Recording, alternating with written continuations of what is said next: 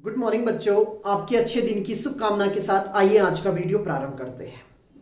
आज का जो वीडियो होगा वह कक्षा 11वीं के लिए होगा और आज के वीडियो में जो मैं आपको पढ़ाने वाला हूं वो आप ये समझ लीजिए कि भौतिक विज्ञान की आधारशिला है। यानी कि आज के वीडियो में जो कुछ भी आपको पढ़ाया जाएगा यदि वह आपके समझ में आ जाता है तो आदि भौतिक विज्ञान तो आप आज ही समझ जाएंगे। भौतिक विज्ञान के जितने भी प्रसंग, जितने भी प्रकरण हम पढ़ते हैं उन सभी में आज जो मैं टॉपिक पढ़ाने वाला हूं उसके ज्ञान का हमेशा अनुप्रयोग किया जाता है और लगभग सभी जो व्यंजक हैं उनकी प्राप्ति के लिए इन कॉन्सेप्टों का हम प्रयोग करने वाले हैं। तो सबसे पहले आज का जो टॉपिक है वह क्या है उसके बारे में थोड़ा सा जानकारी ले लेते हैं। आज मैं आपको जो भौतिक राशियां हैं उन भौतिक राशियों का एक नए तरीके का वर्गीकरण बताने वाला हूं। तो सबसे पहले इस बात पर चर्चा करते हैं कि एक भौतिक राशि होती क्या है। जैसा कि मैंने आपको अपने पिछले वीडियोस में पढ़ाया था कि कोई भी भौतिक राशि है उसे हम x = nu, यानी कि एक भौतिक राशि में दो भाग होते हैं। जो n का मतलब होता है न्यूमेरिकल वैल्यू, न्यूमेरिकल वैल्यू इसका अर्थ ये हुआ कि उस भौतिक राशि में एक आंकिक मान होता है और जो u होता है, u का अर्थ होता है यूनिट, यूनिट का अर्थ हुआ मात्रक। तो कोई भी भौतिक राशि है जब हम उसको रिप्रेजेंट करते हैं तो उस भौतिक राशि में दो भाग होते हैं। पहला भाग होता है आंकिक मान का और दूसरा भाग होता है उसकी यूनिट का। एग्जाम्पल देख लीजिए, यहां पर जैसे मैं 100 मीटर लिख देता हूं या मैं 50 न्यूटन लिख देता हूं, तो दोनों में आप देखिए जो 100 है और जो 50 है ये दोनों ही न्यूमेरिकल वैल्यू हैं, जबकि मीटर और न्यूटन ये दोनों ही मात्रक हैं। तो इस तरीके से जो पहली भौतिक राशि है 100 मीटर का अर्थ हुआ कि ये दूरी या लंबाई को निरूपित कर रही है और 50 न्यूटन का अर्थ ये हुआ कि ये जो भौतिक राशि है यह बल को निरूपित कर रही है। तो किसी भी भौतिक राशि का जो रिप्रेजेंटेशन है वह दो भागों में दिया जाता है। पहला भाग होता है न्यूमेरिकल और दूसरा भाग होता है उसकी यूनिट। इतनी चीज अगर हमें समझ में आ गई तो आज जो भौतिक राशियां हैं उनका हम एक अलग तरीके का वर्गीकरण पढ़ने वाले हैं। पहले मैंने आपको जो वर्गीकरण बताया था उसके आधार पर हमने भौतिक राशियों को दो भागों में बांटा था। वो जो वर्गीकरण था उसका आधार था मापन, मेजरमेंट। उसके अंतर्गत हमने देखा था कि जिन भौतिक राशियों को हम प्रत्यक्ष रूप से या डायरेक्ट या यूं कहें किसी अन्य भौतिक राशि की सहायता से मेजर नहीं करते हैं उन्हें हमने कहा था फंडामेंटल फिजिकल क्वांटिटी। और दूसरी जो भौतिक राशियां थी जिन्हें हम अन्य भौतिक राशियों की सहायता से ज्ञात करते थे या उनके मापन में अन्य भौतिक राशियों की सहायता लेनी पड़ती थी, उन्हें हमने नाम दिया डिराइव्ड फिजिकल क्वांटिटी। आज हम जो वर्गीकरण करेंगे भौतिक राशियों का उसमें आपकी फंडामेंटल भी हो सकती हैं और डिराइव्ड भी हो सकती हैं। मूल भौतिक राशियां और व्युत्पन्न भौतिक राशियां दोनों होंगी। आज वर्गीकरण का जो आधार है वह बदल रहा है। तो उसको समझने के लिए सबसे पहले हम यह समझ लेते हैं कि जो हम वर्गीकरण करेंगे वह किस आधार पर करेंगे। जो वर्गीकरण का आधार है उसको समझने के लिए सबसे महत्वपूर्ण भाग जो है वो ये वाला है। यहां पर दो चीजें आपको बहुत अच्छे तरीके से समझ में आ जानी चाहिए। पहला है मैग्नीट्यूड और दूसरा है डायरेक्शन, परिमाण और दिशा। किसी भी भौतिक राशि में परिमाण होता है और दिशा होती है। इसका पता किस तरीके से लगाएं, इसके लिए सबसे पहले हमें यह पता होना चाहिए कि मैग्नीट्यूड किसे कहते हैं और दिशा किसे कहते हैं। तो सबसे पहले इसे ही जानने की कोशिश करते हैं। यहां पर मैंने मैग्नीट्यूड के अंदर कुछ एग्जाम्पल लिखे हुए हैं। यहां पर 100 मीटर लिखा गया है, 50 न्यूटन लिखा गया है, 10 न्यूटन पर मीटर स्क्वायर लिखा गया है, 5 मीटर पर सेकंड स्क्वायर लिखा गया है और 200 पास्कल लिखा गया है। मैग्नीट्यूड को पहचानना बड़ा आसान है। जो न्यूमेरिकल मान होता है उसे हम मैग्नीट्यूड कहते हैं। अब यहां पर जो न्यूमेरिकल मान है वो कब आता है? तो जब हम भौतिक राशि का मेजरमेंट करते हैं तो उस समय उसकी जो भी वैल्यू हमें प्राप्त होती है, हमने कहीं पर एक दूरी नापी, हमें मिला 100 मीटर, तो जो 100 है वह उसका मैग्नीट्यूड है। हम कहीं दुकान में गए थे, वहां पर हमने कोई वस्तु खरीदी, उसका हमने वेट किया, हालांकि वहां पर हम केजी में बोल देते हैं, तो मान लीजिए जो वस्तु हमने ली वह 1 केजी की है, तो वह उसका द्रव्यमान हो गया। तो जो ये 1 केजी है या 100 मीटर है, या मान लीजिए हम कहीं पर किसी वॉल पर किसी मशीन द्वारा फोर्स लगा रहे हैं और वह 10 न्यूटन का हमें प्राप्त हो रहा है, तो जो ये 10 न्यूटन है, ये सारी वैल्यूज क्या है? ये मैग्नीट्यूड है। अर्थात किसी भौतिक राशि में हमें जो न्यूमेरिकल मान प्राप्त होता है उसके मेजरमेंट करने के पश्चात उसे हम मैग्नीट्यूड कहते हैं। तो मैग्नीट्यूड बड़ा आसान है समझने के लिए, हमें समझ में आ जाता है। मान लीजिए मैंने आपको एक टास्क दिया कि आप मेरी लंबाई मेजर कीजिए, तो आपने मेरी लंबाई मेजर की, जितना उसका मान हुआ, मान लीजिए 160 सेंटीमीटर प्राप्त होता है, तो जो ये 160 सेंटीमीटर आपको प्राप्त हुआ ये मैग्नीट्यूड है, ये परिमाण है, उस भौतिक राशि का परिमाण है जिसको हम मेजर कर रहे हैं। तो परिमाण आपको समझ में आ जाता है, ये जितने भी मान हैं, ये न्यूमेरिकल वैल्यूज जितनी भी हैं, ये सब की सब परिमाण कहलाती है। सबसे इंपॉर्टेंट होता है दिशा का ज्ञान करना। सबसे ज्यादा जो प्रॉब्लम क्रिएट होती है वह डायरेक्शन को समझने में ही होती है। एक एग्जांपल ले लेते हैं। मैंने आपको एक टास्क दिया कि आपको 100 मीटर नॉर्थ डायरेक्शन में जाना है। ध्यान से आप सुन लीजिए, आपको 100 मीटर नॉर्थ डायरेक्शन में जाना है। आपने क्या किया? मान लीजिए ये 10 मीटर है, फिर ये डिस्टेंस 10 मीटर है, फिर ये डिस्टेंस 10 मीटर है और फिर ये डिस्टेंस 10 मीटर है। ध्यान से देखिए, मैंने आपको टास्क दिया था कि आपको 100 मीटर नॉर्थ डायरेक्शन में जाना है। आपने क्या किया? ये पाथ फॉलो किया, यानी कि आप पहले 10 मीटर यहां चले ए से बी, फिर बी से सी चले 10 मीटर, तो 10 और 10 20 हो गए। फिर आप सी से डी गए 10 मीटर, 30 हो गया। फिर आप डी से ए गए 40 हो गया। फिर आपने दोबारा क्या किया? ए से बी गए, फिर 10 और गए, फिर बी से सी गए, फिर 10 और गए, और फिर यहां गए 10 और फिर ये गए 10 और। तो आप देखिए 40 पहले था, 40 अब है, 80 हो गया। फिर से आप तीसरी बार ए से बी गए तो 10 मीटर और गए, और फिर आप बी से सी गए 10 मीटर और गए, और इस तरीके से आपने 100 मीटर पार कर लिया। अब मैंने आपको टास्क दिया था आपको नॉर्थ डायरेक्शन में जाना है। आपने 100 मीटर पूरा किया, तो जो ये 100 मीटर है ये मैग्नीट्यूड हुआ। ये जो मैंने आपको टास्क दिया था ये पूरा नहीं हुआ है। आपने क्या किया? एक पाथ को फॉलो किया और उसमें 100 मीटर का राउंड लगा लिया है। तो मैग्नीट्यूड आपका 100 है। यहां पर आपको मैग्नीट्यूड यानी जो परिमाण है और दिशा दोनों का मैं नॉलेज देना चाहता हूं। 100 मीटर आपने पूरा कर लिया, तो इस भौतिक राशि में 100 मीटर पूरा हो गया है। लेकिन जहां हम चाह रहे थे कि आप केवल 100 मीटर नॉर्थ डायरेक्शन में जाएं, वो अभी पूरा नहीं हुआ। वो कब पूरा होता? आप मान लीजिए यहां पर इस तरीके से इस पाथ को फॉलो नहीं करते, आप यहां पर होते और यहां से सीधे इस डायरेक्शन को पकड़ते और यहां 100 मीटर जाते हैं, तो मेरा टास्क पूरा हो जाता। आप 100 मीटर भी गए हैं, यानी मैग्नीट्यूड आपका कितना था? 100 था। लेकिन आपने क्या किया? एक पॉइंट से लेकर यहां नॉर्थ डायरेक्शन में एक फिक्स डायरेक्शन में आप चले गए। तो कभी कभी जो भौतिक राशियां होती है उनमें जो डायरेक्शन है उसका बड़ा महत्व हो जाता है। मैग्नीट्यूड तो आप में किसी तरीके से भी आ जाएगा, लेकिन जब हम बात करते हैं एक पर्टिकुलर कंडीशन की, तो इसके लिए आपको एक निश्चित दिशा पकड़नी होती है, या यूं कहें कि कंडीशन को फॉलो करना होता है। और वो कंडीशन ये थी कि आपको केवल और केवल नॉर्थ डायरेक्शन में जाना था।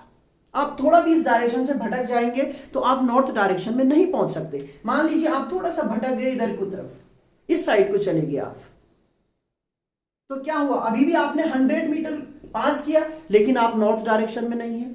आपने यहां ले ली डायरेक्शन, अभी भी आप 100 मीटर गए लेकिन नॉर्थ डायरेक्शन में नहीं पहुंचे। तो भौतिक विज्ञान में यह जरूरी हो जाता है कि जब कुछ कंडीशंस दी जाती हैं, उन कंडीशंस को हमें फॉलो करना होता है। इसे ही हम दिशा भी कह सकते हैं और इसे हम एक पर्टिकुलर कंडीशन भी कह सकते हैं। तो जिन भौतिक राशियों में दिशा बहुत इंपॉर्टेंट हो जाती है, यानी कि उनका जब हम मापन करते हैं या उनका जब हम परिमाण निकालते हैं, उसके लिए दिशा का होना बहुत जरूरी हो जाता है, तब उन भौतिक राशियों में हम कहते हैं कि डायरेक्शन भी है, दिशा भी है। तो ऐसी भौतिक राशियों का भी हमें ज्ञान होना चाहिए। यहां मैं एक एग्जांपल और लेना चाहता हूं। मान लीजिए आपके पास एक वेट मेजर करने की मशीन है, यानी कि वेइंग मशीन है। अब आपने क्या किया, उस वेइंग मशीन को यहां पर रख दिया और उस वेइंग मशीन को जब आपने यहां पे रखा और आप इस पॉइंट पर यानी कि उसके बगल पर क्या करने लगे, फोर्स अप्लाई करने लगे। इस तरीके से देखिए ये वेइंग मशीन है, अगर मैं इसके ऊपर ऐसे फोर्स लगाऊंगा तो वेइंग मशीन में मेरा जो हाथ का फोर्स होगा वो मेजर हो जाएगा। लेकिन मैं क्या कर रहा हूं, वेइंग मशीन को मैंने साइड में रख दिया और यहां पर फोर्स अप्लाई कर रहा हूं। क्या वेइंग मशीन में कोई फोर्स मेजर होगा? आपका आंसर होगा बिल्कुल भी नहीं होगा। वेइंग मशीन में केवल फोर्स तभी होगा जब हम उसको प्रेस करेंगे या उसके ऊपर हम खड़े हो जाएंगे। यहीं पर एक और एग्जांपल आप देखिए, यहां पर जितना भी, मान लीजिए ये कोई घर है और इस घर का हमें टेम्परेचर मेजर करना है। हम चाहते हैं इस कमरे में कितना तापमान है वो हम मेजर कर लें। उसके मेजरमेंट के लिए हम थर्मामीटर लाते हैं और जो थर्मोमीटर से हम कहीं भी, हो सकता है हम यहां पे रख लें उसे, हो सकता है हम यहां पे रख लें उसे, हो सकता है यहां पे, मतलब कहीं भी रख लें उस थर्मोमीटर को। थर्मामीटर हमें उस कमरे का क्या बताएगा, टेम्परेचर बताएगा। तो इन दो चीजों में थोड़ा सा अंतर समझिए।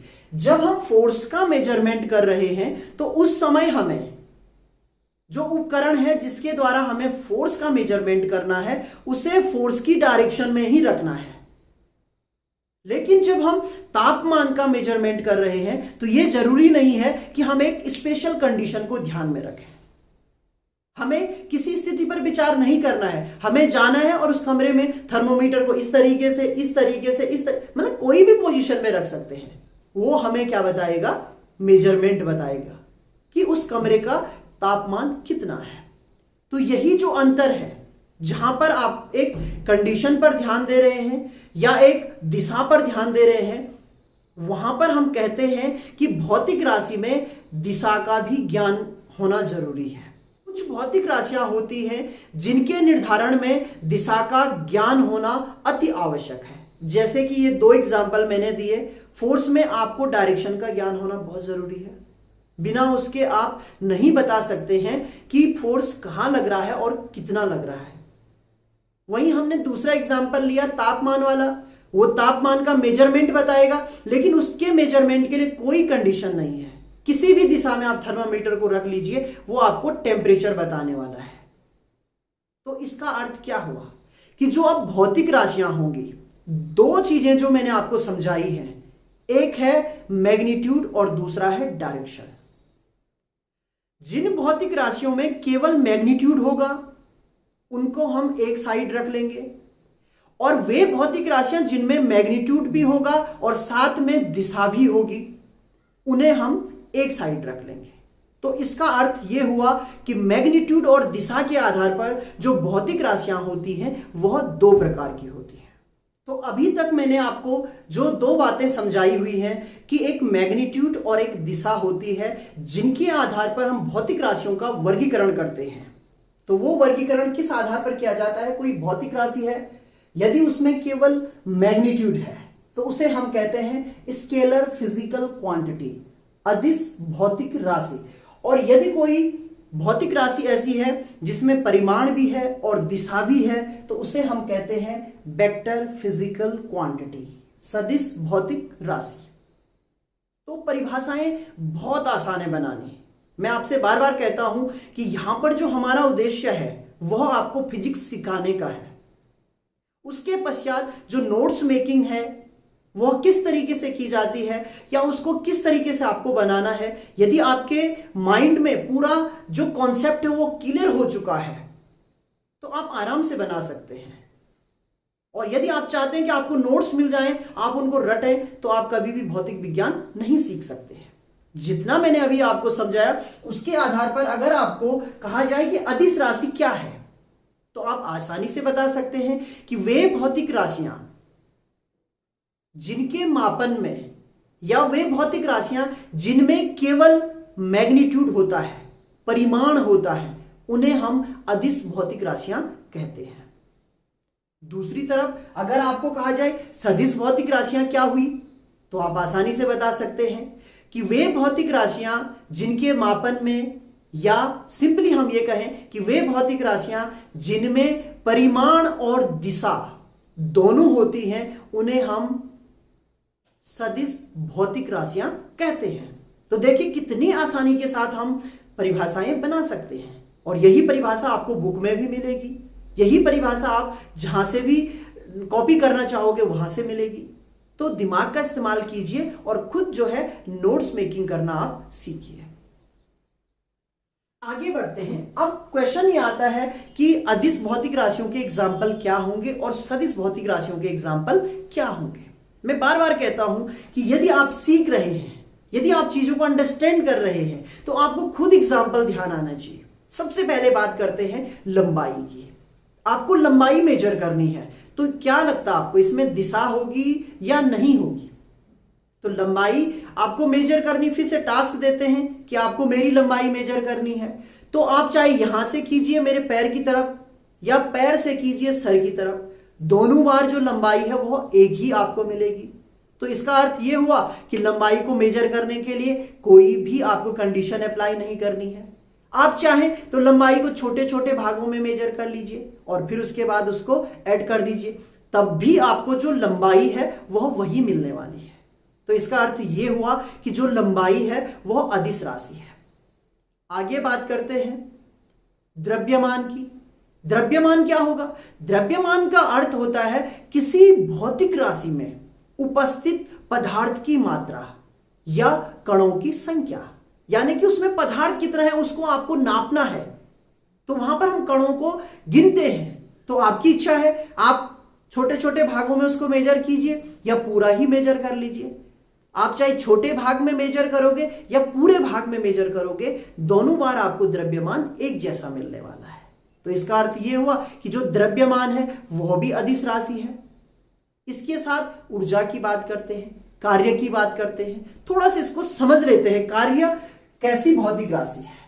एक एग्जांपल हो जाए, मान लीजिए आपको एक टास्क दिया, आपको कहा कि आपको 10 मीटर जो है यहां पर एक बॉक्स है, इस बॉक्स को यहां से लेकर यहां तक ए से लेकर बी तक पहुंचाना है। 10 मीटर इसको डिस्प्लेस करना है। तो आप इस पे धक्का देंगे, आपने फोर्स दिया F और यहां से इसको 10 मीटर आगे खिसका के यहां पहुंचा दिया। कार्य कितना हुआ? कार्य बराबर होता है बल गुणा गया विस्थापन। तो यहां पर आपको F फोर्स मैंने लिखा है तो इंटू 10 करेंगे, ये कार्य हो गया। मान लीजिए बल का मान 2 न्यूटन होता तो ये 2 इंटू 10 यानी 20 और यहां पर जूल आपको प्राप्त हुआ। यदि आप ऐसा न करते, आप इस बॉक्स को 10 मीटर इधर खिसकाते और वही 2 न्यूटन का फोर्स आप इस पे लगाते, तब भी कार्य आपको 20 जूल मिलता।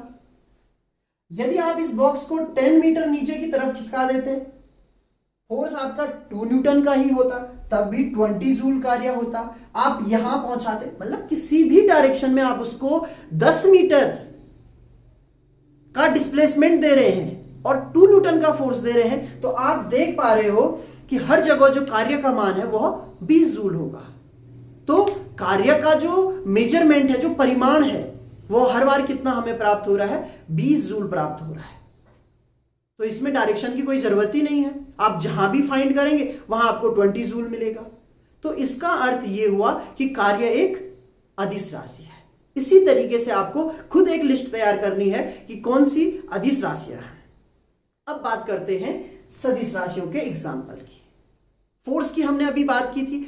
फोर्स का मेजरमेंट या फोर्स का जो परिमाण है वो तभी यूजफुल है जब आप उसको एक डायरेक्शन में लगाइए। अब मान लीजिए कोई चीज मेरे पास है, मान लीजिए वह यहां पर है, ये एक पत्थर है, मैंने कहा कि इस पत्थर को आपको यहां पहुंचाना है।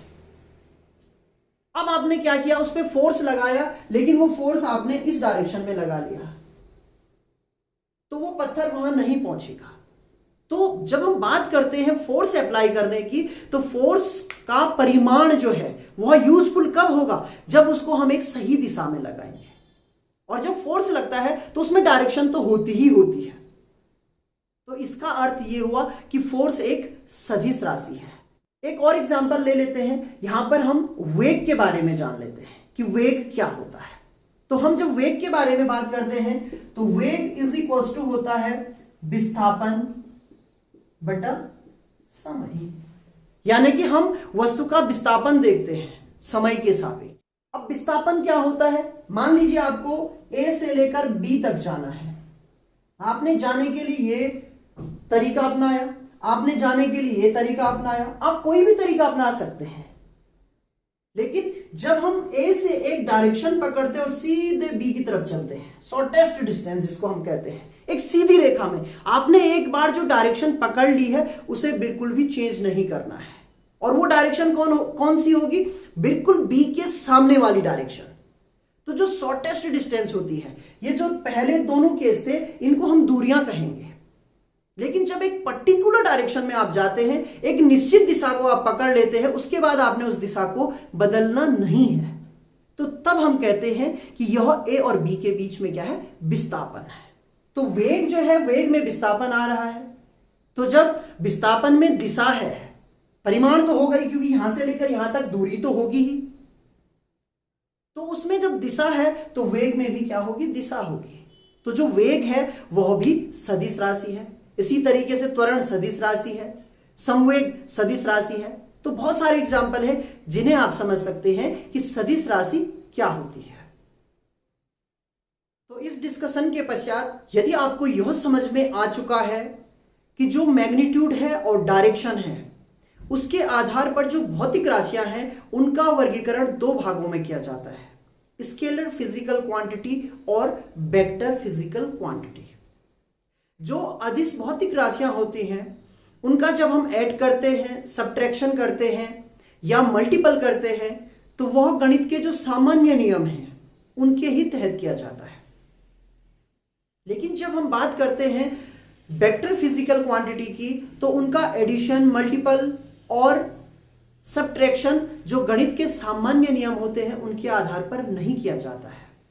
सबसे पहले हम यह समझ लेते हैं कि जो वेक्टर क्वांटिटी होती है उसका रिप्रेजेंटेशन किस तरीके से किया जाता है।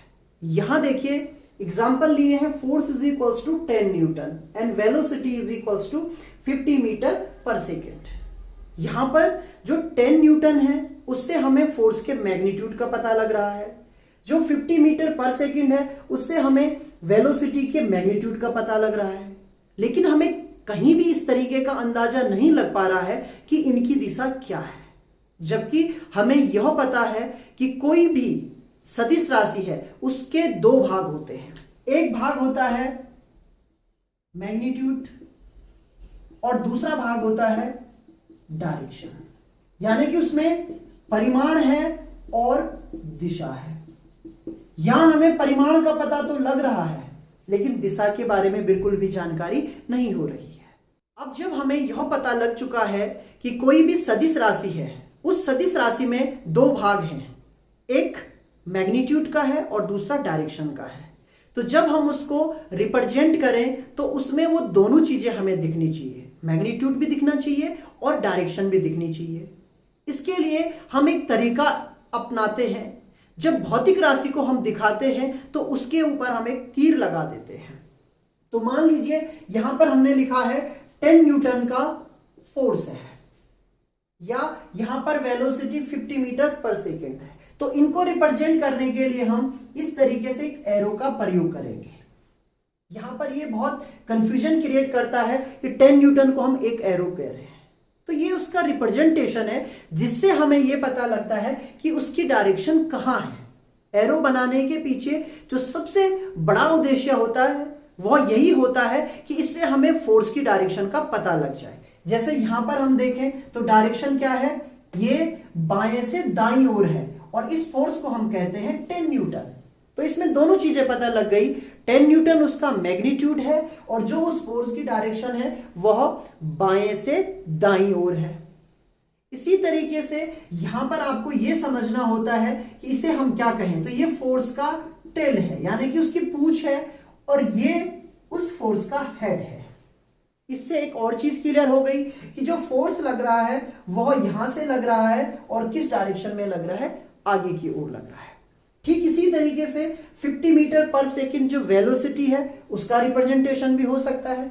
यहां पर मैं चेंज कर दूं, अगर मैं इसे 50 मीटर पर सेकंड वेलोसिटी कहूं तो इसका अर्थ फिर से वही हुआ कि जो वेलोसिटी है उसका मैग्नीट्यूड 50 है और उसकी दिशा जो है वो बाएं से दाईं ओर है।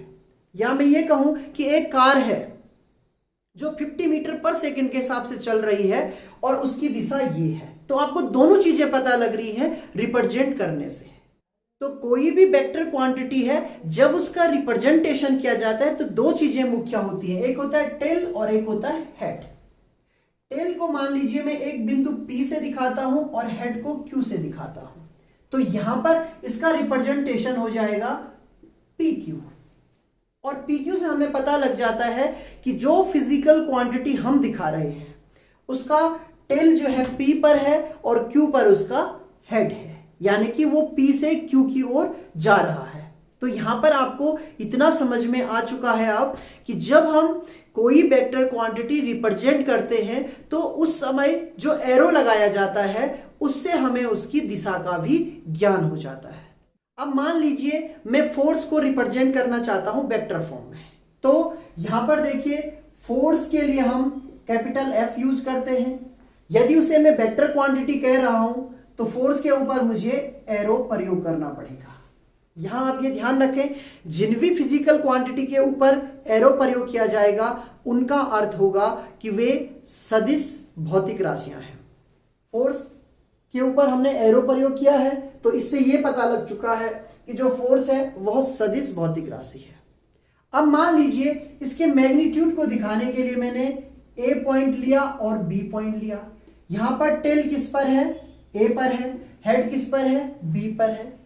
तो जो फोर्स है उसको किस तरीके से रिप्रेजेंट किया जाएगा, F is equals to vector quantity लगेगी और A टू B, जो मैंने अभी आपको समझाया था।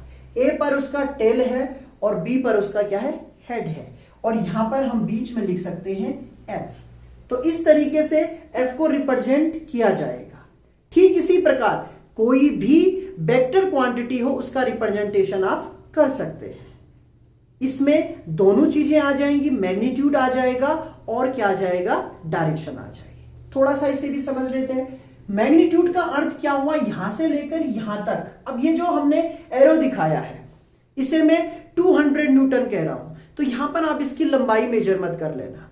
यहां पर लंबाई से कोई मतलब नहीं है, यहां पर केवल उसकी डायरेक्शन के लिए हमने एक सांकेतिक रूप में एरो लिया हुआ है। यहां पर मैं लिख देता हूं 200 न्यूटन, तो इसी को रिप्रेजेंट करेगा। यदि मैं लिख देता हूं 1000 न्यूटन, तब भी इसी को रिप्रेजेंट करेगा। तो कहने का अर्थ यह है कि आपको एरो बड़ा छोटा नहीं लेना है कि मैग्नीट्यूड कम है तो छोटा एरो लूं, मैग्नीट्यूड ज्यादा है तो बड़ा एरो लूं। नहीं, ये जो एरो है ये केवल एक रिप्रेजेंटेशन के लिए एक तरीका है। इसकी सबसे ज्यादा जरूरत हमें इसलिए हो रही है ताकि हमें उस वेक्टर क्वांटिटी की डायरेक्शन का पता लग जाए। तो इस तरीके से आपने रिप्रेजेंटेशन सीख लिया है। इसमें यदि हम मैग्नीट्यूड की बात करें तो A टू B जो भी मैग्नीट्यूड होगा वो वैल्यू मैग्नीट्यूड कहलाएगी। तो मैग्नीट्यूड हम सिंपली इस तरीके से लिखते हैं, magnitude is equals to AB, यानी कि हम उसमें फिर एरो नहीं लगाते हैं, तो उसका अर्थ होता है कि AB उसका मैग्नीट्यूड है। आप देख सकते हैं इन टॉपिक्स को समझाने के लिए मैं काफी समय ले रहा हूं। इसके पीछे कारण है कि जो वेक्टर एनालिसिस है, जो वेक्टर की प्रॉपर्टी है, इसका यूज आप जब तक भी फिजिक्स पढ़ते रहेंगे तब तक आप करने वाले हैं। इसका अर्थ यह हुआ कि जो वेक्टर एनालिसिस है उसकी प्रॉपर्टीज को आपको केवल इसी चैप्टर में प्रयोग नहीं करनी है। आगे जितने भी टॉपिक्स आएंगे, जहां जहां सदिश राशियां होंगी, उन सब का जो एनालिसिस है, उन सब की जो प्रॉपर्टी होगी, उनसे संबंधित जो व्यंजक होंगे, उन सबको ज्ञात करने का तरीका वही होगा जो आप इस चैप्टर में सीखने वाले हैं। यदि आप एक समय पर अच्छे तरीके से किसी वेक्टर का मैग्नीट्यूड ज्ञात करना और दिशा ज्ञात करना सीख गए, उससे संबंधित जो एडिशन है, सब्ट्रैक्शन है और मल्टीपल है, वो सारी चीजें यदि आपको यहां समझ में आ जाती है तो आप ये मान लीजिए कि आधी फिजिक्स आपको समझ में आ गई। उसके पश्चात जहां जहां आपको सदिश राशियों से संबंधित टॉपिक दिखेंगे, लगभग सभी में यही एक्सप्लेनेशन होगा और यही उसका तरीका होगा। तो आप अच्छे तरीके से समझ लीजिए, लेकिन इन टॉपिक्स की जो भूमिका है, जो ये कहना चाहते हैं, जो इनमें मेन थीम है, वो आपको समझ में आ जानी चाहिए। तो अब हम इतना समझ चुके हैं वेक्टर फिजिकल क्वांटिटी क्या होती है, उसे रिप्रेजेंट किस तरीके से किया जाता है। अब ये जान लेते हैं कि जो वेक्टर क्वांटिटीज होती हैं वो कितने तरीके की